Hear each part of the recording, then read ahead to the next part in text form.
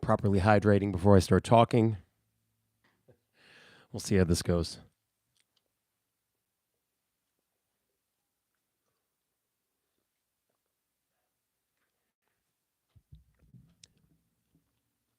It is the 200 level. Mike Carpenter in the basement studio on a Sunday late afternoon as Illinois football moves to 7-3 with a 38-16 win over Michigan State. And I'm sitting here and trying to think of what emotion I feel the most. And if I were to say relief, I feel like that would not be giving this team enough credit for what was overall a pretty good performance yesterday, despite some scary moments, which we'll talk about. So relief is not the primary emotion, but it would be foolish of me to not acknowledge the sense of relief that I think was pretty apparent in that stadium and in the tailgate lots afterwards. But more than relief, and this is what was so fun about yesterday, was just regaining that sense that we'd had for much of the year that this is a good football team.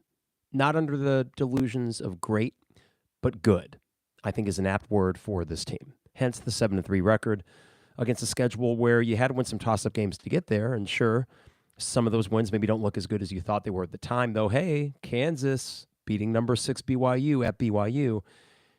All things considered, 7-3, no matter how you get there, is an impressive record, especially considering Illinois football's history. And why I think the Michigan State game was equal parts relief, well, not equal parts, but let's say a dash of relief, but mostly joy and jubilation, is because the relief part stems from not going down that November rabbit hole that we've gone down, not just in the Bielema era, but in times previous. But doing it in such a fashion where for most of those 60 minutes, you just straight up look like the better team. This is very anecdotal, but I'll tell you that we were sitting next to a couple of Kara's friends, her friend that she grew up with in Michigan, and they both attended Michigan State, so they got the green on, and so does my wife's friend's husband.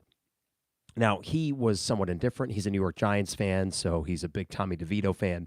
And me and him are talking football throughout the game. And I don't know if this is just him trying to appease me, especially as I got increasingly nervous in the third quarter.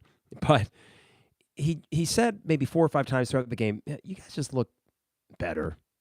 You just look like the better team.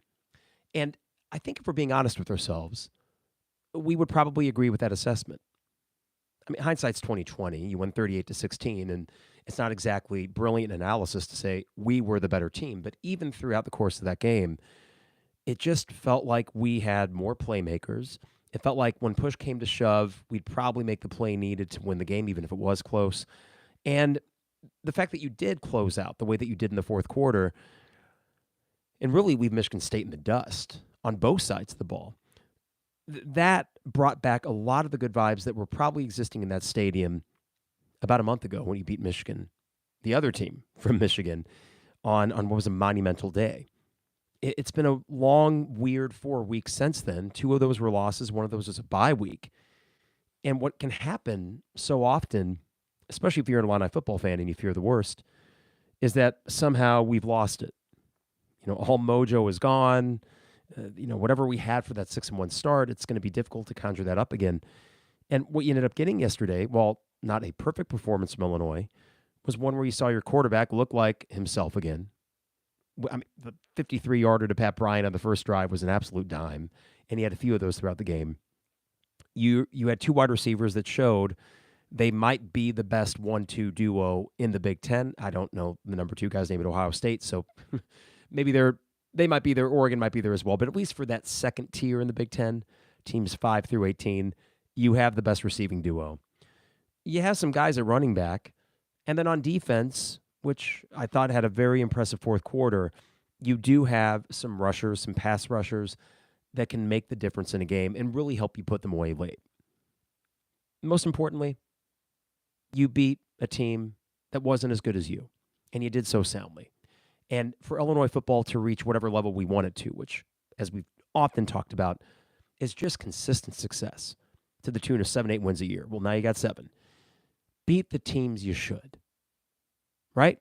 Start there. We'll get those big upset wins periodically, but it's really not about that. For me, so much of my Illini football fandom has been going into that stadium, a game you know you should win, and then you come out afterwards feeling empty because you made too many mistakes, you just blew the opportunity in sometimes excruciating fashion. That didn't happen yesterday, and it is happening at a decreasingly smaller level for this program under Brett Bielema. You're starting to see that they aren't shooting themselves in the foot as much, and that they just outright look better than most of the teams that they play. I mean, consider that for a second.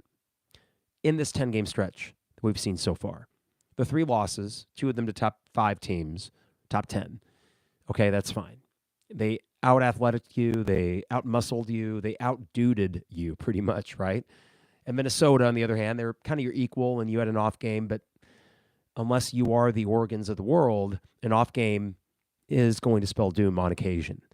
But for those other 7 games, and I will throw the Kansas game in there, despite Kansas, yeah, they made some calls that maybe they shouldn't have offensively.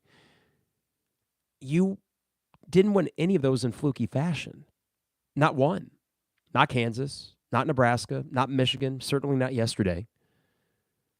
You're winning these games not by the skin of your teeth. You're winning the game because by the end of it, you have made those few extra plays that the opponent did not.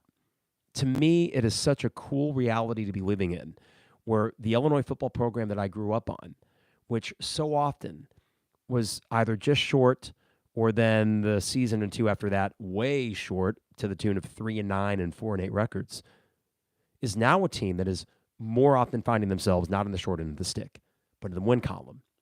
And despite the Big Ten being better, we're seeing that Brett Bielema just has this knack for beating Big Ten teams. He just does. With Michigan State going down, of the 14 Big Ten teams that he came in to face, trying to think which ones he haven't got one against. Ohio State, to my knowledge, might be the only one, because let's go down the list. You beat Iowa, you beat Nebraska, Wisconsin, Northwestern, Indiana, Purdue, Michigan, Michigan State, Penn State, Minnesota. If I'm forgetting any, Rutgers, no. There we go. Okay, well, then doesn't that set up nicely for this upcoming Saturday? Long story short, I'm sitting here kind of beaming as I'm reflecting on yesterday, and the way with ease that this team found their way to a 3-score Big Ten victory at home in November. And we're waking up then the next day talking about Citrus Bowl. And I have this anecdote, and if I've told it before, I apologize for doing it again. Back in 2001, Illinois went to 8-3 on the season. No, I'm sorry, 8-1 after beating Penn State at home. And it took everything to finally dispatch an unranked Penn State team that was starting to play better, but Kittner found Rocky Harvey late out of the flat, I think, for about a 35-yarder. And then you sealed the deal with a Eugene Wilson pick. And that was right in front of us. We were sent to East Maine for that game. And I remember walking out of the stadium. It was a 2:30 kick, so it was dark by that point on that November evening. Probably about the same point in the season. Would have been Game 9. We just saw Game 9 for Illinois. Or Game 10. And as I look back at the stadium from our car in the Assembly Hall lot, I remember thinking, I think we're going to the Citrus Bowl. Now, it's not like the Citrus Bowl is some sort of primary goal for football programs. But when you're Illinois and you appreciate the context of kind of where we are and where we fit in the Big Ten, I'm sorry, but for me, the Citrus Bowl would be a pretty big deal. Music City Bowl would be great. ReliaQuest, if they'll have you again, fine. But you're in the conversation for that sort of thing. You are not in the conversation for Quick Lane in Detroit. No. And last year I would have been happy to have done that. But it just shows that for 2 out of 3 years now, you get to have some fun when the bowl projections come out on Sunday morning, as you're having your cup of coffee and reflecting on the win the day before, which that to me is a reality that I've always kind of wanted. And I don't really need much more than that. I'm not greedy. And maybe you feel the same way, where this ride that we're on right now with Brett Bielema and this program in year 4, we would never pretend that it's elite. But at the same time, I don't think that that's what we would ever ask for either. And whereas across Kirby Avenue were longing for that national championship. Those aren't the stakes for football. And because of that, when you factor in all the traditions and the friends and family, the community kind of thing that goes with college football, the way that we had our last tailgate in Lot 31 and everyone's hugging each other like, hey, that was a great year. And then it hit me as we were saying that. It was a great freaking year. 6-1 at home. A marquee primetime win against Kansas early on to get people excited. A win against Michigan on the 100th anniversary of that stadium. Way too close for Purdue. I'm not going to pretend that one felt good. And then yesterday, just a nice sort of palate cleanser for the two losses that came before and a bye week that was much needed. And a reminder that, holy crap, we just went 6-1 at home. We averaged 52,000 fans per game at a stadium that 4 years ago was averaging about 35, 36. And while I would never say, hey, this is my 80s moment, like they had with Tailgate and Mike White, and 75,000 plus people, and just, by all accounts, an absolutely bananas tailgate atmosphere. I don't need that either. What I'm experiencing, and what you're experiencing too, if you're watching it on TV or getting as close and personal as we are in the lots, you are experiencing what a good college football program looks and feels like. And to me, that's something I've always wished for, and something that just makes every week during the fall that much better. So if today's a little bit macro, you'll forgive me, because that's kind of what we do here in the 200 level. We go macro. We will talk about the game. We will talk about how some of those things against Michigan State, I think, bode well going forward in the next two games. And I said this in the bye week podcast before my voice went out, which is still coming back, as you might be able to tell. But I said that if you beat Michigan State, I think you win out. And I hold to that. And while that win, was important for the team, I'm going to agree with something that Jeremy Warner and Joey Wagner said. That win may have been even more important for the fan base. So let's hit the sponsors real quick and talk about that. And I do see a few people in the chat thread, so hello. A few YouTube Live folk on this Sunday afternoon. If you got anything, drop it in there. I'll make sure to get to it.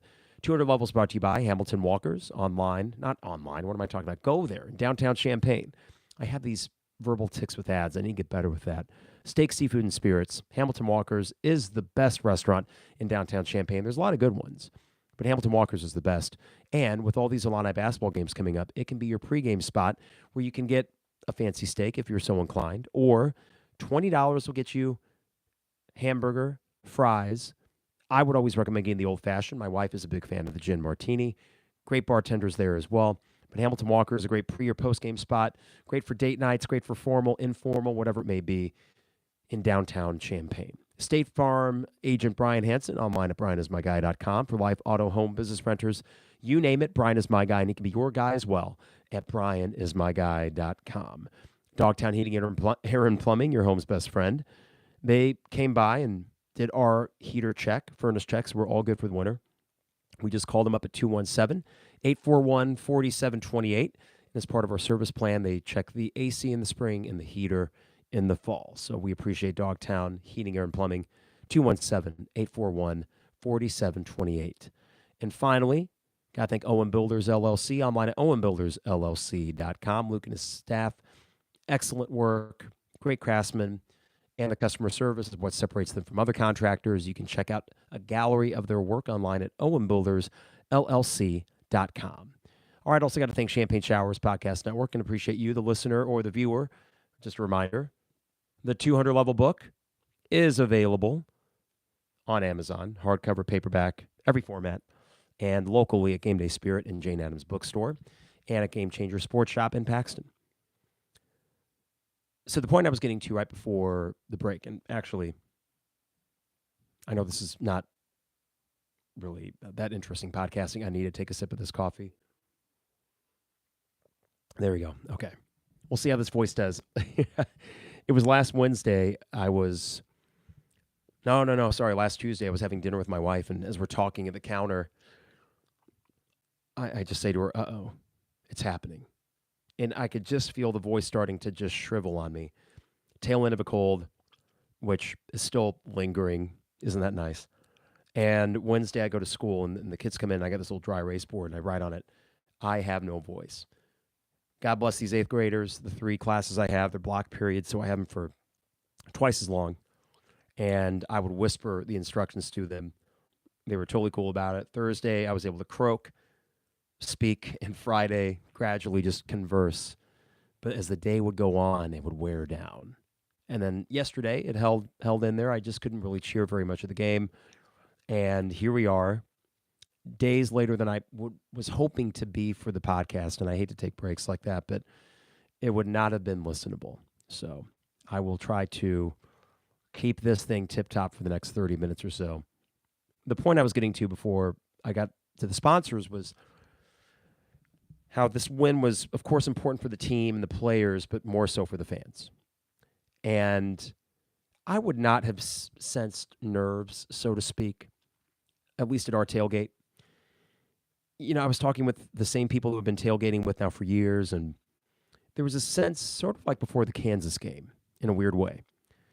Hey, we're going to win today? Yeah, you got to. I mean, I remember saying that multiple times before the Kansas game. Well, I think you do, and why? Because you have to. Again, not the best analysis as to why Illinois might win a game.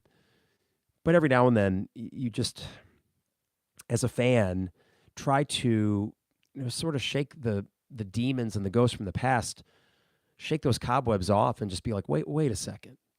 You're the home team. You're playing a Michigan State team that's not very good. Yeah, you're going to win.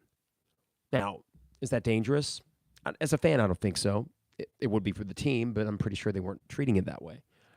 So while it was important for them to get off the schneid and get back in the win column to avoid a 3-game losing streak, and then really start to tighten us up as a fan base going the last 2 games, I did get the sense going into that stadium that it was sort of this, enough is enough. We are not going to go down that same path that we did 2 years ago. We're going to get this win. I will say the crowd, no Dad's Day, no homecoming, no 100th anniversary of the stadium. So you just had to draw them based on the matchup and based on your own success so far. I thought it was a pretty good crowd, all things considered. We ended up seeing the West Balcony, which I love that vantage point, usually in the West Main, but we had a set of 4 with Kara's friends in town and around a lot of really good people. And I just thought from the outset the vibes were good. From that Pat Bryant touchdown, which is just an absolute dime from Luke, to a wide-open Pat Bryant, caught him in stride, you felt good about this game. And while there were some tense moments maybe in the third quarter, it was less, we're going to lose this game, and more, guys, get it together. Let's get it done, which is what having a good team can allow you as a fan to do. Not go down the path of existential dread, be critical when you need to be, but also feel like, well, wait a second. If we just do this, or if we just do this, we'll be fine. And thank goodness in the fourth quarter, that's exactly what they did on both sides of the ball. But man, for the fan base to get back out to the lots and the celebratory nature, and even though it was getting dark, it was this beautiful sunset, which you get this time of the fall after what had been a cloudy morning. And then the game goes on, the sun starts coming out, the vibes are getting better as Illinois finally takes a 2-possession lead again in the fourth quarter. And then there's no looking back from there. And just that sense I got walking down the ramps from the West Balcony and then to Grange Grove. And even walking down the ramps and getting a peek outside the colonnades and looking back out to Grange Grove and out to Lot 31 and seeing the sunset and thinking, man, we're 7-3. This team almost went undefeated at home this year. And it's actually fun to go to Illini football games again. It's fun. We stayed in our seat the whole time, other than, bathroom breaks and stuff like that. But, there weren't a lot of people leaving early. And I think that just speaks to this newfound comfort almost. I'll take you back 3 years ago to Brett Bielema's first year. And you beat Nebraska in the first game, and then the second game is UTSA.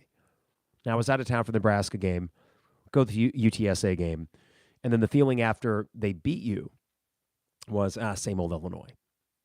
The feeling after Rutgers beat you Halloween weekend that year, same old Illinois. 2022, you're 7-1. And then you lose those 2 November games to Michigan State and Purdue at home. Same old Illinois. You knew that team was good, objectively good, but you felt like you blew it. And you did, frankly, blow it. Last year against Wisconsin, same old Illinois. We didn't have that moment at home this year. I wouldn't count Minnesota as a same old Illinois moment. If you thought of it that way, I feel like you might have been, and this is pot calling the kettle black, trust me, overreacting a bit, because that to me just seemed like a game where they made more plays than you did. You made a couple too many mistakes. Ho-hum, they won.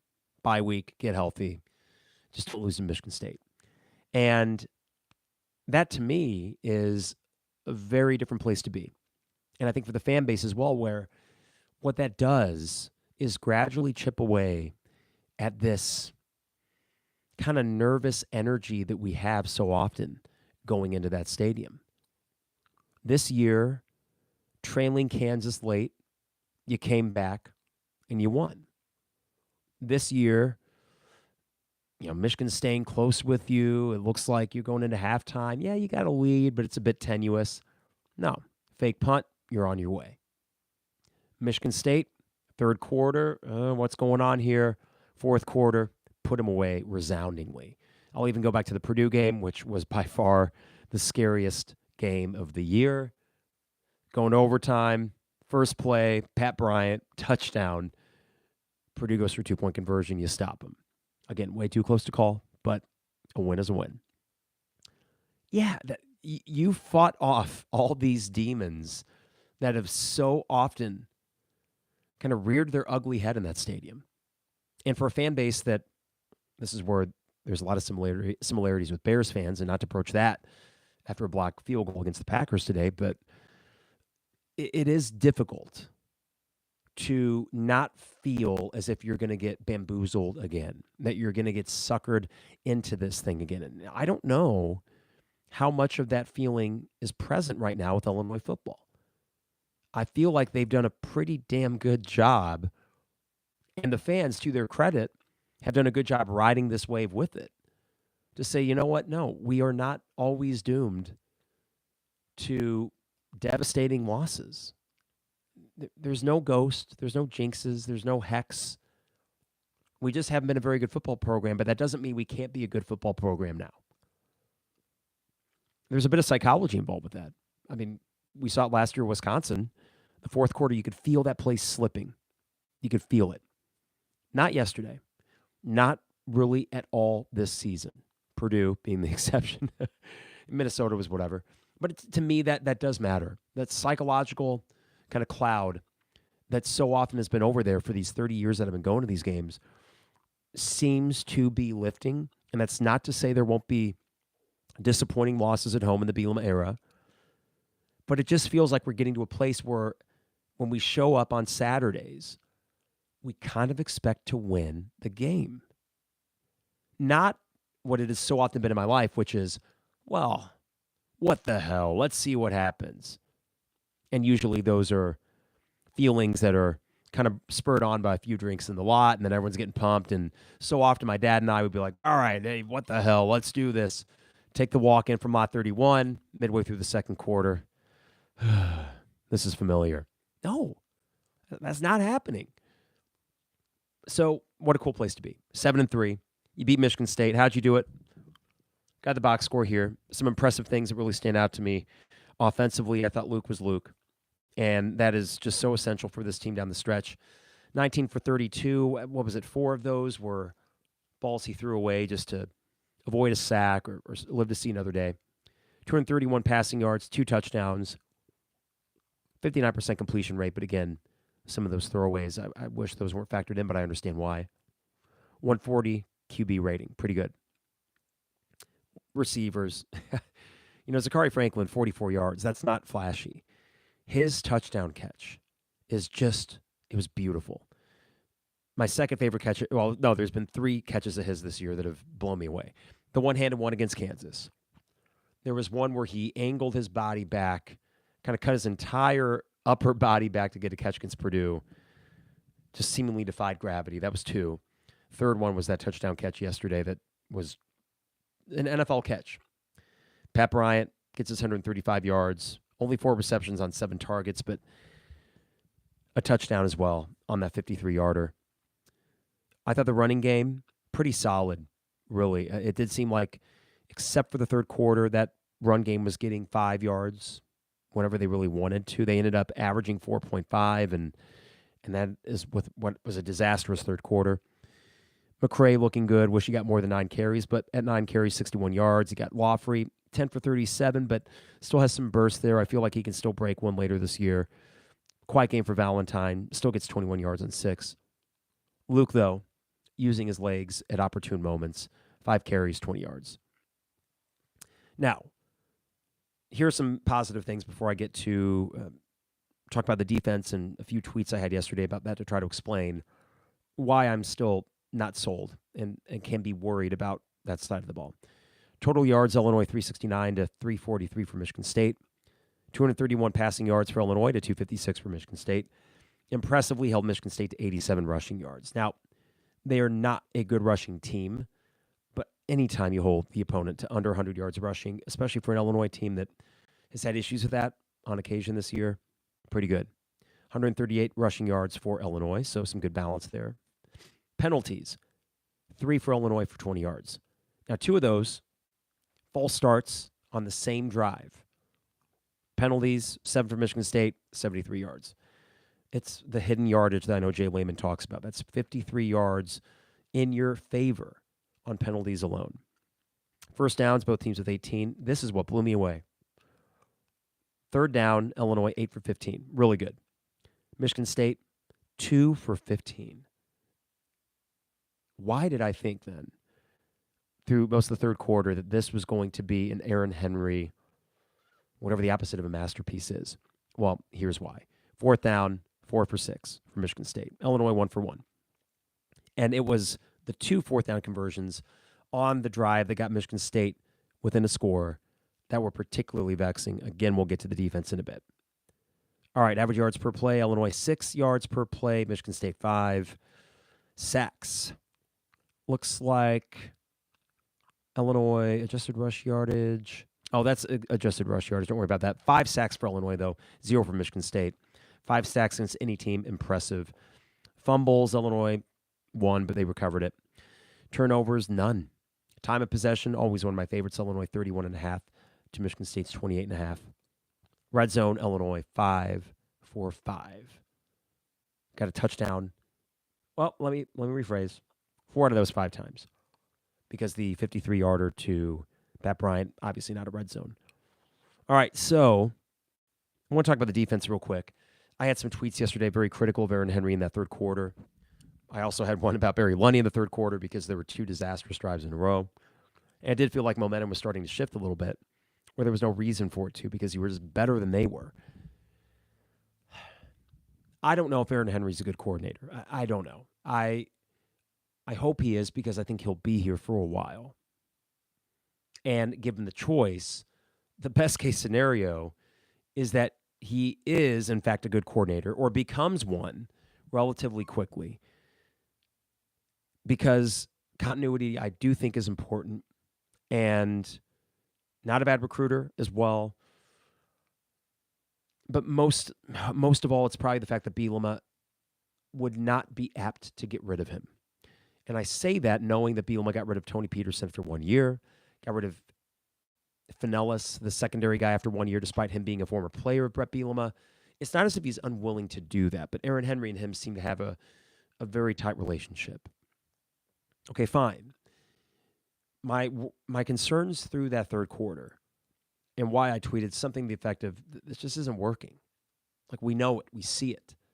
And I know I wasn't alone in thinking that during the third quarter when Michigan State did convert a couple third downs. I think 2 of their third down conversions were in that drive, or at least one of them, but it was the 2 fourth down conversions. And it started to feel alarmingly familiar to what we saw last year, to what we saw against Purdue this year in the second half, to what we saw against Minnesota in crucial moments, where it's not that we expect the defense to be perfect, but God, could you please make a play? Consider at this point, there were no turnovers. They didn't end up with any turnovers. Sacks might have been a couple, but it was really the fourth quarter where they dialed up the pressure. It just felt like we were back on our heels. The 3-man pressure was not working. and Aiden Childs with 7-8 seconds, because he's a good quarterback despite being young, was able to find guys open and convert on fourth downs. So I have a fundamental issue with that approach. Understanding you can't send 5 every single play. But if he were to have gotten burned sending 5 on one of those fourth downs, forcing the issue against a young quarterback, I would have been far less frustrated than just sending 3, dropping dudes back, and let's see what happens. That to me is just a philosophical thing that has been there. It's not working a whole lot. I understand it as a different look, but it just seems to be, or have become, too relied upon. So it is with great pleasure that watching the fourth quarter and understanding that Michigan State, when they went down 2 scores, had to really focus on the pass. So it helped, I'm sure, Illinois do this, but Illinois went for it. They were aggressive. They went after the quarterback. And guess what? Good things happened. No, you didn't turn him over, but you got a few of those sacks in the fourth quarter. You got pressures often. You forced a couple incompletions because you got those pressures. I mean, to me, it was clear as day. From the outset, the idea should have been get Childs to the ground, rattle the dude against a not-so-good Michigan State offensive line. And it felt like you let them hang longer than maybe they needed to. Yes, they finished with 16. That is a good defensive effort. All things told, because of that fourth quarter and the way you finished, it would be hard to give this defense worse than a B. Also considering they didn't get any turnovers and they still only managed to give up 16 points. That's going to win you games. And I even tweeted out, I just need them to be serviceable. Well, they were. So if someone were to say, well, Carp, what do you want? Fair question. It was just not for me trending well in that third quarter and making me think, okay, in case we lose this game, who do I blame? Now, Barry Lunny made that hypothetical very interesting with some of his third quarter calls. 1 possession, 3 straight passes, punt. The next one, 3 straight runs, punt. And that one in particular was vexing because you were not at that moment running the ball all that effectively, and they were not really imaginative run calls to begin with. So then the fourth quarter happens, and it was a 3rd down and 15, where Luke finds Pat Bryant, and to me that was the game. Right there was the game because you converted that long 3rd down. You go down, you punch it in for a touchdown. You're up 2 scores, and you felt the whole stadium. Again, not the nervous energy that I felt there before, but more of just a release in that, there we go. That's what we do. That's what we had to do, and we did it, and that's what a good team does. They answered the bell late in the game. Got a couple more scores for good measure. That was fun. Well, no, it would have been, let's see here. You're up 21-16. You get up 24-16. Yeah, that's right. You only got 3 there in the third quarter, so 2 touchdowns in the fourth. But no, back to the defense. I want to see them against 2 not-so-good quarterbacks in the next 2 weeks. Just go after them. I mean, even Ethan Kaliakmanis, who just feels like he's been around for 12 years, if you give him enough time, he'll find someone open. Just force the issue. Take him to the ground. Force a bad throw and finally get some turnovers again, because that's not really happening right now. And it does feel like the next 2 weeks will afford you some opportunities to get those turnovers. But sitting back, I don't feel like it lends you to your strength, which is letting Gabe and Seth go after the quarterback, which, credit to them, and I think Jeremy and Joey did a great breakdown of this. The so-called turbo package on 3rd downs with Kenena Otaluga, JoJo Hayden, Malachi Hood, speedier guys that cannot be every down players, but give you a different look on 3rd downs where you know the opponent has to throw the ball. And you feel good enough about your secondary that if you can get those speed rushers out there, cool. That's a good new look, a good new wrinkle, and that's props to the defensive staff, including Aaron Henry. Good recovery by them, good finish. They helped you win that game. Am I sold on him? No. Am I sold on Barry Lunny more? Yes. Again, in the third quarter, I was thinking, Barry, why are you making me question my loyalty? Well, not loyalty, but why are you making me question my defense that I would have for you if I'm in the tailgate lot and someone says Barry Lunny stinks. I don't think he does. I think he's a pretty good coordinator, but that was not a good quarter for him. Defensive coordinator, though, that my hope is that it just works. Just somehow, some way, just let this work, because I think that will be the plan going forward, and it would take a lot for Aaron Henry to get fired. And you know what? When you're 7-3 and the defense by a lot of metrics is serviceable, which given your personnel is what you were hoping for, I wouldn't fire him at this point. I don't think you would have the evidence really to do that after the market improvement that they made from his first to his second year and how they've helped you win some games.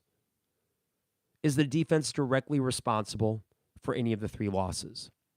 No more so than any of the other parts of the team. Last year was a different tune.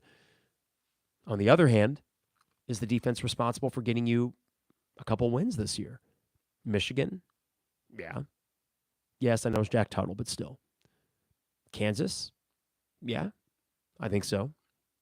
So just by that alone, yeah, you don't really need to dig that deep to say he has been better this year. The defense has been better, and let's roll with it.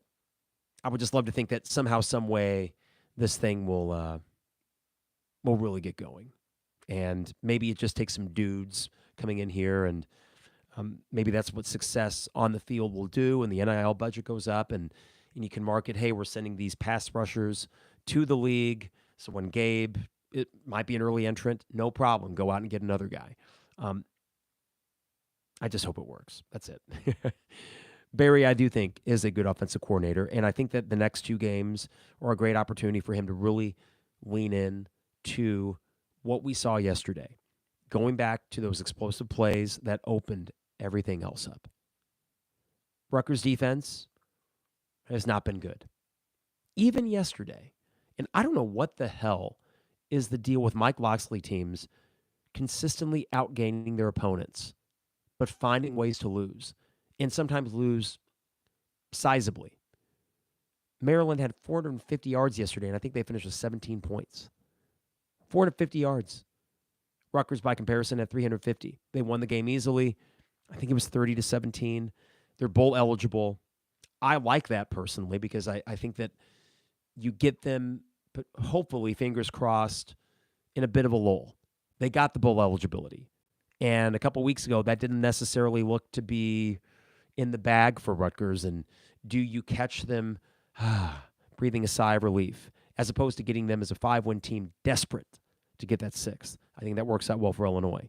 Northwestern, well, presume they lose at Michigan.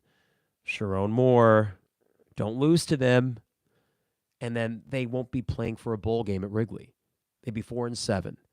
And then you can just put the nail on their season in front of what should be 2/3 orange crowd at Wrigley. Not bad, right? I do think these next 2 weeks set up well for you. So am I sticking with my prediction that they win out? Yes.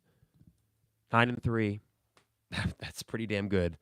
A couple other things here. I got to thank Illini Stats and Notes on Twitter. Always do a good job of rounding up some of the more interesting tidbits here. Bielema improves to 25-22 during his Illinois career. Since Robert Zepke went undefeated in 2 of his first 3 seasons at Illinois from 1913-15, Bielema's 25-22 start is the second best through 47 games by an Illini head coach, behind only Mike White. More notes. Bielema's 16 Big Ten wins through his first 4 seasons at Illinois are the most since Lou Tepper also won 16 in his first 4. Tepper had quite the talent advantage. It's actually kind of pathetic. He only won 16 in those 4 years. Bielema tied for the 3rd most Big Ten wins through 4 seasons among the Illini's 13 head coaches in modern history. Mike White had 24, Makovic 22, Bielema 16. All right, some other tidbits.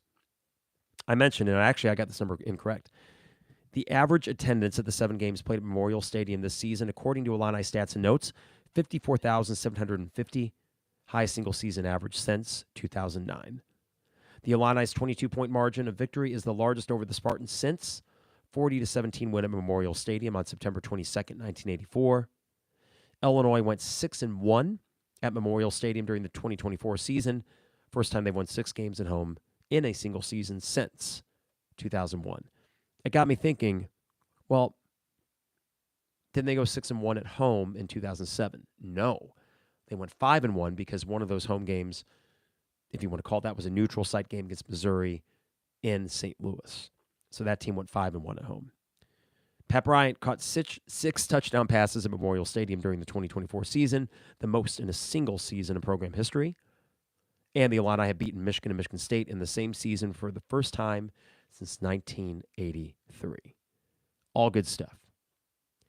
Real quick before I get to some of the tweets and then also the YouTube feed here, Pat Bryant, what a career, whether it's 2 games or 3 games left, because I would not fault him at all for skipping the bowl game because he will be a mid-round kind of draft guy. To see the traditional route from freshman to senior year and the growth from a role player to a star is going to become increasingly rare in not just college football, but college sports. So it's been pretty cool to watch him turn into a legit playmaker. By all accounts, a very easy dude to root for, loved by his teammates, good interview, sharp kid.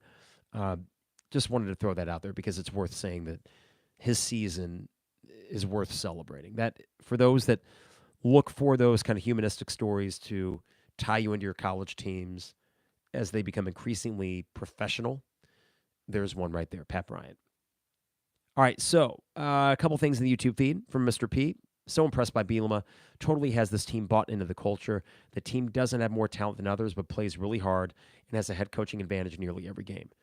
Mr. P, I don't know how big the talent discrepancy is, so I would agree that what's encouraging to me is if you said, why is Illinois good in a way that a lot of their opponents this season have not been good? It'd be hard not to point to coaching as one of the primary reasons for that. And that can stick in a way that, talent, which will ebb and flow, injuries will happen. It does feel, though, most Saturdays you're going into it with an advantage across the board with coaching. Yes, we can sit here and we can nitpick coordinators, and that's what being a good program can afford you the opportunity to do. Feel like we're nitpicking because it could be better, right? Well, that's a far cry from what it was for years and years where competency was what we wanted and we couldn't get it. You're more than competent right now. You played pretty good football, all things considered, and starts at the top. And I do think that there is something to be said about the culture, a remarkable consistency with this team this year. From Gary, play of the game was T-Roz's flop on the unsportsmanlike penalty on MSU. Yeah, I mean, a little bit of acting, but smart. And I do think, and Gary, I forget if that was the third quarter, early fourth quarter. Yeah, there were a few things there, and I go back to that 3rd and long that converted to Pat Bryant, where you just felt like we really just needed one more big thing, and then we'd be on our way. We get another score, go up 2 full possessions, go up 15. At that point, you felt like game over. And then the defense really forced the issue by getting to Childs. So, it was like the dam was ready to break. You did not allow Michigan State to ever take the lead. They never even tied you because they missed that extra point after their first touchdown. So you held the lead from the 10-minute mark of the first quarter to the end of the game. I don't know if Michigan State scared me. I remember watching them against Michigan the first half, and I thought it was impressive how much push they were getting offensively. They were clearly pumped up for that game. I thought that Jonathan Smith might be a good enough coach to have them come in and spring some surprises on us, but you really did not allow any of that to take shape. And that's a credit to the team and to the coaching staff. All right, so a question that I asked on Twitter was,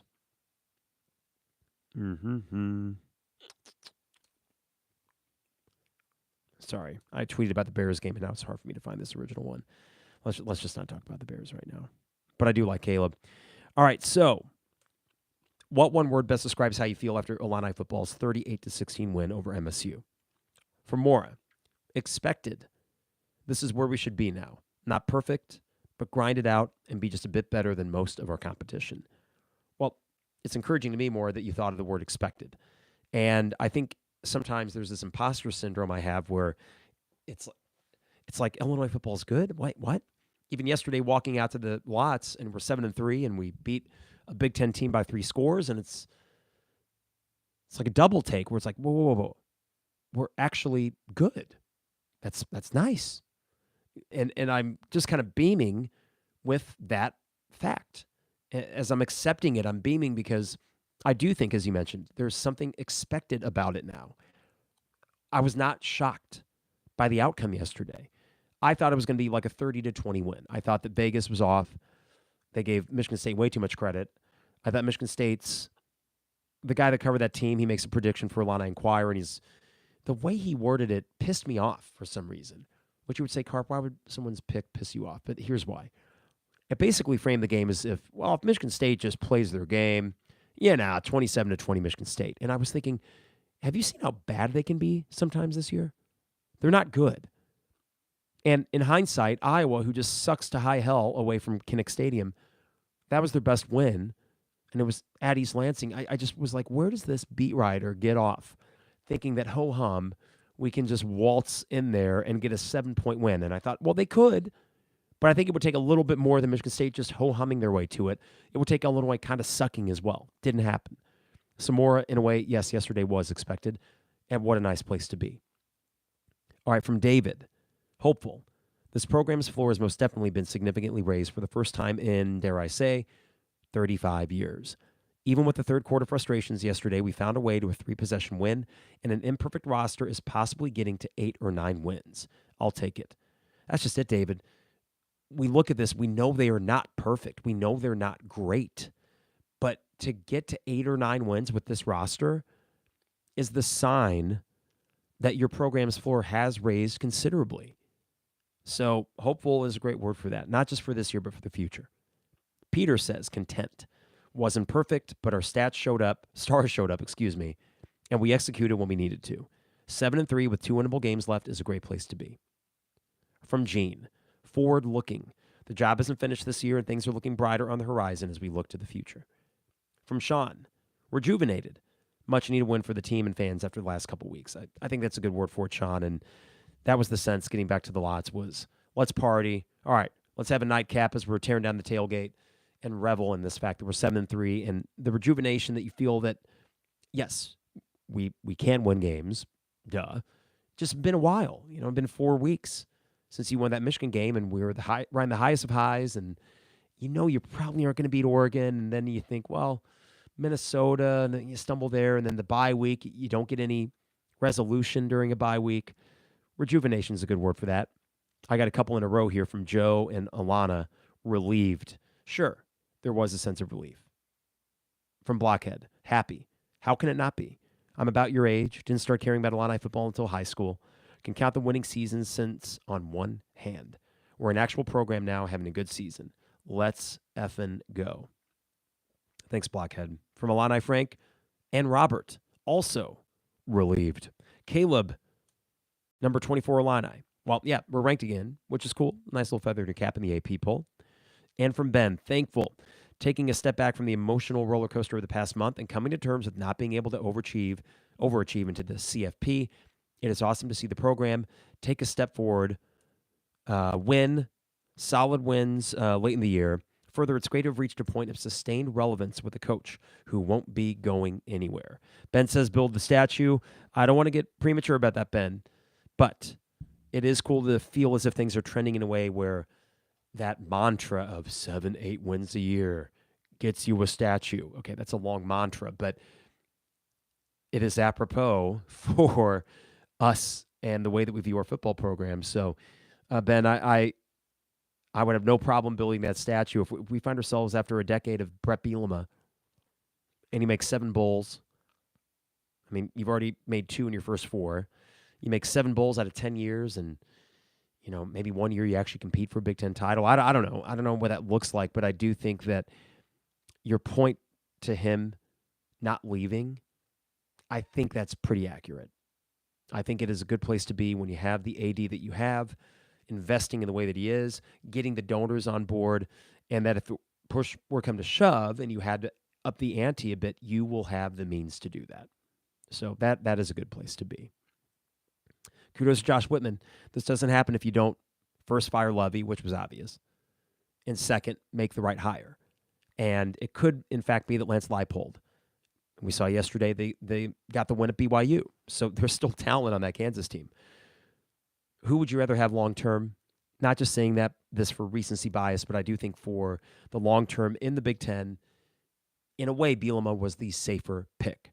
Sounds kind of crazy considering he was out of college football for almost a decade, but to me, it was the safer pick because of his pedigree. And Lance Leipold, with not exactly the most personality or anything, if it would have worked, it would have been great, and it might have worked.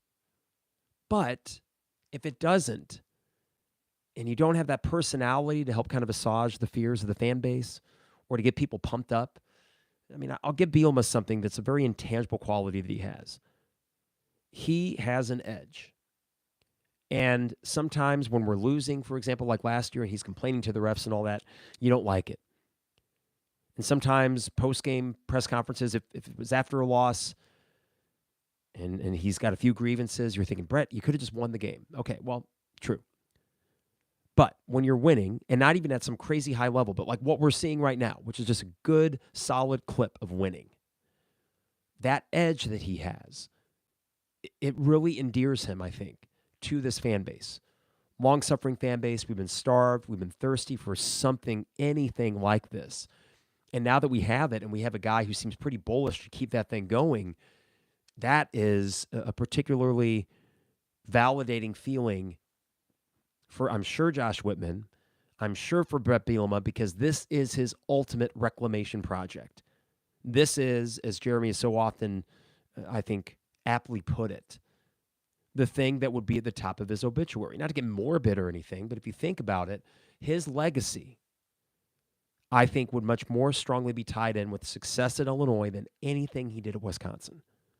He was the post-Barry Alvarez guy. At Illinois, he was the post-crappy coach after crappy coach after crappy coach. And that's not a good place to start. And yet, we're here in year 4, and it does feel to be in a place of sustainability. How exciting. And I already hate the fact it's going to be 9 more months until we get back to Lot 31. I'm already looking at different prices for depending where the bowl location may be. Okay, if it's a Citrus Bowl, oh, how much is a Magic Kingdom ticket? Wouldn't mind going there the day after, because I would go to Disney. I've not been since 8th grade. But the fact I get to do that after years of my life just thinking, oh, well, if they play in Detroit, maybe we can drive up for fun. No. That's not where we're at right now. Not even the Pinstripe Bowl. Psh, that's for the birds. Now, we're talking Music City. We're talking Citrus. Maybe ReliaQuest. Good bowls for what is a good team. And most encouragingly of all, perhaps now, a good football program. All right, everybody. Thank you for bearing with me with not the best of voices. I hope that this was listenable. And I hope that me trying to kind of temper my tone so I could get through this whole thing and not lose my voice does not at all indicate that I'm not excited about this. I mean, this is awesome. We're 7-3. We're a good football team. All week long, I'm going to be just basking in the glow of a 7-3 football team. And this just doesn't happen very much, and I love it. I'll be excited to watch the game Saturday. Sure, a little bit of nerves because I don't want to lose to Rutgers, but I don't think we'll lose to Rutgers. And I don't think we'll lose to Northwestern. And if you do lose to one of them, bummer. But it'd be hard for me to imagine them losing both. So if 8-4 is what it ends up being, hey, okay, fine. But I think 9-3 is right there. I think that's what happens. And then I can't wait to talk after that Northwestern game, as we'll do a second half pod in the garage for that on Thanksgiving weekend, and just kind of reflect on what's been a fun season. And this fan base deserves that. Those players and coaches certainly deserve that after the way last year went especially. And to have considered where I was coming into the season, just thinking, yeah, I think they go 6-6. I don't think they're bad. I just don't think they're good. And then to be surprised to the tune of a potential 9-win season, maybe 10 if they were to win out and the bowl game, that is a pretty awesome coaching job by Brett Bielema. And if it wasn't for Chris Cignetti, there's your Big Ten Coach of the Year. But it looks like Cignetti and his 8-year extension at Indiana, kudos to them. I mean, that's what you had to do, and they did it. They'll be good for a while, but you know what? I think we'll be good too. And what a nice place to be. All right, everybody. Got to thank Hamilton Walkers in downtown Champaign, Steak, Seafood, and Spirits. Be sure to visit them, whether it be before an Illini basketball game, for a date night, formal, informal, doesn't matter. Everything that they make is scratch. Their kitchen, completely scratch. And their bartender, which I'm about on Sunday nights, we have a tradition at home. I make my old-fashioned mix for me and Kara. And I will say that the reason, my goal in making my old-fashions is to somehow, someday, make one as good as the one that they make at Hamilton Walker's. It is that good. So Hamilton Walker's, downtown Champaign, steak, seafood, and spirits. Got to thank State Farm agent Brian Hansen, online at brianismyguy.com. For life, auto, home, business, renters, you name it. Brian is my guy, and he can be your guy as well at brianismyguy.com. Dogtown Heating, Air, and Plumbing, your home's best friend. Give them a call at 217-841-4728. Dogtown Heating, Air, and Plumbing. We just had our furnace check, and it has been running fantastic for us in the last week, and cold temperatures await. Do not wait long. Give them a call at 217-841-4728. And Owen Builders LLC, online at owenbuildersllc.com. Luke and his staff, expert craftsmen, and the customer service, second to none. Check out a gallery of their work and get a free quote online at owenbuildersllc.com. For Champagne Showers Podcast Network, appreciate you, viewers, listeners, and readers. The 200 level book, available everywhere. Well, Amazon, if you aren't in the area, and if you are in the area, Game Day Spirit and Jane Addams Bookstore. All right, everybody, we will be back Wednesday night. Second half podcast, Illinois, Alabama. Why not? Let's see what happens. Have a good week, everybody, and we'll see you soon. It is the 200 level. Thanks, YouTube. Have a good rest of your night. See y'all.